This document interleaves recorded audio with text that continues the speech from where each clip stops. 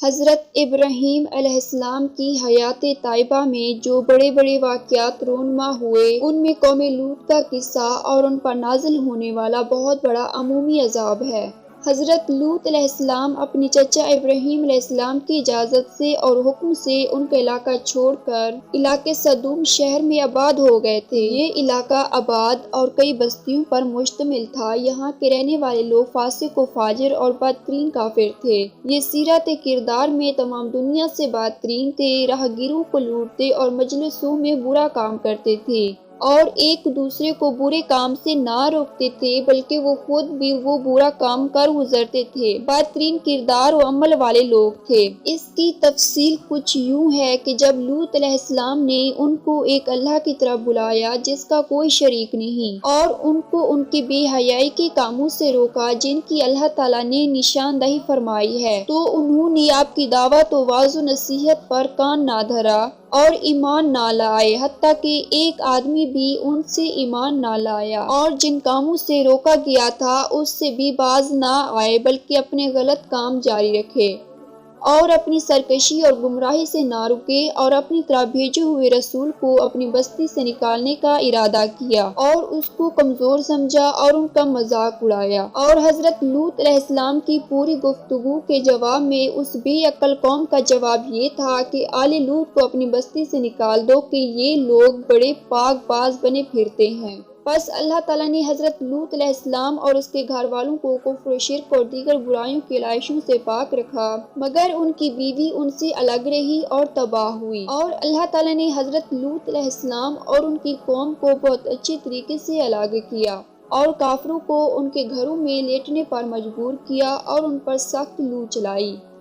جو سمندر کی موجوں کی طرح منہ زور اور بدبودار تھی، اور وہ در حقیقت ہوا نہیں تھی بلکہ بھڑکتی ہوئی اور بدترین گرمی تھی، اور پانی بدبودار تھا۔ بستی سے نکال دینے کی بات انہوں نے اس وقت کی جب لوط علیہ السلام نے ان کو بڑے بیہودہ کام اور بڑی بے حیائی سے روکا جس کا ان کے سوا پوری دنیا میں کوئی مرتکب نہیں ہوا تھا۔ اس لیے اللہ نے ان کو دنیا والوں کے لیے عبرت کا نمونہ بنا دیا تھا۔ مذکورہ بے حیائی اور بےہودگی کے ساتھ ساتھ وہ راہگیروں کو لوٹتے اور اپنے ساتھیوں کی خیانت کرتے، بے حیائی والی گفتگو اور قصہ گوئی اور اکٹھ کی جگہ میں مختلف قسم کے برے کام اور بری باتیں کرتے، حتیٰ کہ وہ اپنی مجلسوں میں ذرا بھر بھی حیا نہ کرتے۔ بعض اوقات ان کی مجلسوں میں برے کام کیے جاتے مگر وہ ان پر ناپسندگی کا اظہار نہ کرتے اور نہ کوئی وعظ و نصیحت ان پر اثر کرتی، اور نہ کسی عقل مند و دانا انسان کی نصیحت آمیز گفتگو ان پر اثر کرتی۔ اس معاملہ میں وہ جانوروں کی طرح ہو گئے تھے بلکہ جانوروں سے بھی زیادہ گمراہ ہو گئے تھے۔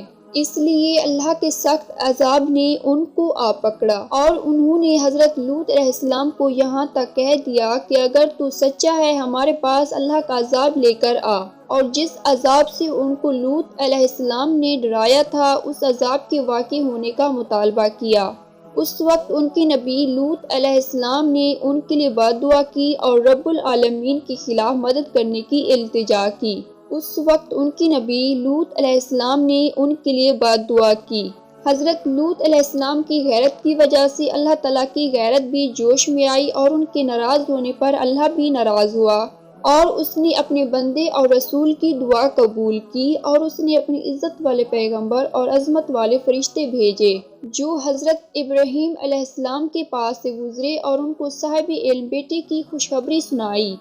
اور وہ جس اصل بڑے کام کے لیے آسمان سے نازل ہوئے تھے اس کی خبر بھی حضرت ابراہیم علیہ السلام کو دی۔ تو حضرت ابراہیم علیہ السلام نے کہا، اے فرشتوں تمہارا مدعا کیا ہے؟ انہوں نے کہا، ہم گنہگاروں کی طرف بھیجے گئے ہیں تاکہ ان پر کھنگر برسائیں جن پر حد سے بڑھ جانے والوں کے لیے تمہارے پروردگار کے ہاں نشان کر دیے گئے ہیں۔ اور جب ہمارے فرشتے خوشخبری لے کر ابراہیم علیہ السلام کے پاس آئے تو کہنے لگے کہ ہم اس بستی کے لوگوں کو ہلاک کر دینے والے ہیں کہ یہاں کے رہنے والے بڑے نافرمان ہیں۔ ابراہیم علیہ السلام نے کہا کہ اس میں تو لوط بھی ہیں۔ وہ کہنے لگے کہ جو لوگ یہاں رہتے ہیں ہمیں سب معلوم ہے، ہم ان کو اور ان کے گھر والوں کو بچا لیں گے سوائے ان کی بیوی کے کہ وہ پیچھے رہ جانے والوں میں ہوگی اور ہلاک ہوگی۔ ایک اور جگہ ارشاد باری ہے، جب حضرت ابراہیم علیہ السلام سے ڈر جاتا رہا اور اس کے پاس بشارت آ گئی تو وہ ہم سے قوم لوط کے بارے میں بحث کرنے لگا۔ حضرت ابراہیم علیہ السلام نے اپنی اللہ تعالیٰ سے قوم لوط کے بارے میں پرزور سفارش کی، اس لیے کہ ان کو امید تھی کہ وہ شاید اپنے نبی کی بات مان لیں گے، اللہ کی طرف جھک جائیں گے اور اس کے فرمانبردار ہو جائیں گے اور غلط کاموں کو چھوڑ دیں گے اور اللہ کی ہدایت کی طرف لوٹ آئیں گے۔ اس لیے اللہ تعالیٰ نے فرمایا کہ بے شک ابراہیم بردبار، نرم مزاج اور اللہ کی طرف رجوع کرنے والا تھا۔ اے ابراہیم، اس بات کو چھوڑ، یقیناً تیرے رب کا حکم آ چکا اور یقیناً ان پر نہ ٹالا جانے والا عذاب آ کر رہے گا۔ عذاب کی صورت یہ بنی کہ فرشتے حضرت لوط علیہ السلام کے پاس پہنچے اور ان کو کہا کہ تم رات کی آخر تک اس بستی سے نکل جاؤ اور تم میں سے کوئی پیچھے مڑ کر نہ دیکھے، یعنی جب عذاب ان پر نازل ہو جائے تو ان کی آواز سن کر کوئی پیچھے مڑ کر نہ دیکھے۔ اور حضرت لوط علیہ السلام کو فرشتوں نے کہا کہ تم ان لوگوں کے پیچھے پیچھے چلنا۔ جب حضرت لوط علیہ السلام اپنے شہر سے باہر چلے گئے اور سورج نکل آیا اور سورج چمک رہا تھا کہ اللہ کا نہ ٹالا جانے والا عذاب ان پر نازل ہو گیا اور ایسی سخت سزا اتری کہ وہ روکی نہ جا سکتی تھی۔ اور اہل کتاب کی ہاں یوں ہے کہ فرشتوں نے حضرت لوط علیہ السلام کو حکم دیا کہ وہ قریب کے پہاڑ کی چوٹی پر چڑھ جاؤ۔ حضرت لوط علیہ السلام نے اسے مشکل سمجھتے ہوئے انکار کر دیا اور قریب کی بستی میں جانے کی خواہش کی۔ فرشتوں نے کہا ٹھیک ہے، آپ چلے جائیں، آپ کے وہاں تک پہنچنے کا ہم انتظار کریں گے، آپ کے وہاں رہائش اختیار کرنے کے بعد ہم ان پر عذاب نازل کریں گے۔ اہل کتاب کے قول کے مطابق وہ بستی سور تھی۔ جب سورج چمکنا شروع ہوا تو عذاب نازل ہوا۔ مفسرین نے کہا ہے کہ حضرت جبرائیل علیہ السلام نے اپنے پر کے ایک کنارے کے ساتھ ان کے علاقے کو اس کی بنیادوں سے اکھیڑ دیا اور ان بستیوں کی تعداد 7 تھی، ان کی آبادی سمیت ان بستیوں کو اٹھا لیا، یعنی اسی نے ہی ان بستیوں کو الٹا کیا اور اوپر والا حصہ نیچے کر کے ان کو نیچے گرا دیا، پتھر برسا کر ان کو ڈھک دیا اور ہر پتھر پر ہر اس شخص کا نام درج تھا جس نے آ کر اس پر گرنا تھا، خواہ وہ اپنے علاقے میں مقیم ہو یا سفر کر رہا ہو یا خوف کے مارے ڈر کر بھاگ رہا ہو، الگ ہو رہا ہو۔ اور کہا گیا ہے کہ حضرت لوط علیہ السلام کی بیوی اپنی قوم کے ساتھ ٹھہری رہی اور بعض کا قول ہے کہ وہ اپنے خاوند اور 2 بیٹیوں کے ساتھ باہر نکلی، لیکن جب اس نے سخت چیخ اور بستی کے نیچے گرنے کی آواز سنی تو پلٹ کر اپنی قوم کی طرف دیکھا اور کہنے لگی اے میری قوم۔ اس کہنے اور پلٹ کر دیکھنے کے نتیجے میں اس پر بھی ایک پتھر آ گرا اور اسے کچل کر رکھ دیا